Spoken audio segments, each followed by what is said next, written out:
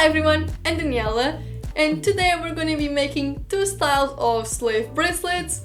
I know these are more kind of a summer thing and that's pretty much over, but I really like wearing mine under long sleeves as well. I think they look great no matter the season. Bead supplier Pandahall sent me the supplies for this video, so as usual everything will be listed down in the description box below. So make sure to check that out and let's get started! Start by measuring your hand.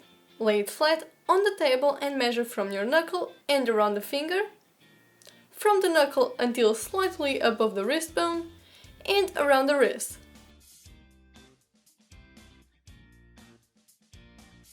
A really good trick to make it easier is to tape washi tape to your hand like this and use it as a guide to cut the chain. Keep in mind that the measurements will be different depending on what type of bracelet you want to make. To make the beaded parts you can also use wire, but I find it easier to use head pins. Since mine have a cap on them, I'm going to cut that off and create a loop instead. To do that, first bend the pin in a 90-degree angle, and then using a pliers, twist the end to create a loop. Choose the combination of beads you want to use and add that to the pin. Cut the excess and close it by creating another loop. Get the tape with the finger to wrist measurement and in the middle mark the length of the beads. Now cut two pieces of chain for each side using the tape as a guide. Using the same technique, cut the rest of the chain like this. You will also need to add a clasp. I chose this magnetic one to make it easier to put the bracelet. Since I forgot to take the size of the clasp in consideration before cutting the chain, I did that now by removing a piece in the middle. Now put all the parts together. Start by attaching the smaller chain to both sides of the beads.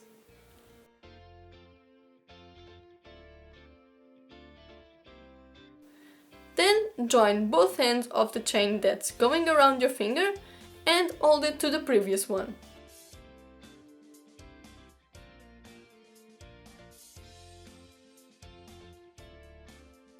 And attach the chain pieces that you have left to the other end of the beaded part. Finally, also using a jump ring, add the clasp to the ends. Lastly, I tried it on to see how it fit, and since it was a bit loose, I removed some of the chain links. Normally, I prefer the look of the bracelet without the jump rings. I just like to hold the parts together using just the chain. It looks much more professional, but that also means it will be harder to attach the pieces. But with some time and patience, it is possible, and that's what I ended up doing. I removed the jump rings and attached the pieces again. And that's it for the first bracelet. Now onto the second one. For this bracelet I'm using one of these empty metal charms that come with a glass cover, and I'm just filling the bottom with some glitter. Glue the cover on top using clear glue or nail polish and let it dry. Again, measure your hand using the washi tape trick, but this time the chain that goes around your finger will connect with the charm at the center of your hand. So make sure to adapt the measurements like this. Next, I removed the tape from the hand, and this time I remembered to remove a bit of tape from the wrist part to fit in the clasp. Now just cut the chain using the tape as a guide. Attach the pieces together using jump rings or just a chain, as I like to do, and add a clasp as well. For this one I chose a regular lobster clasp. Try it on to see how it fits, and adjust if necessary. You can leave it as is, which is very similar to the first one, but I want to add another piece of chain connecting the charm to the clasp. Cut 2 new pieces of chain, attach them to the charm and to each side of the closure part. And that's it!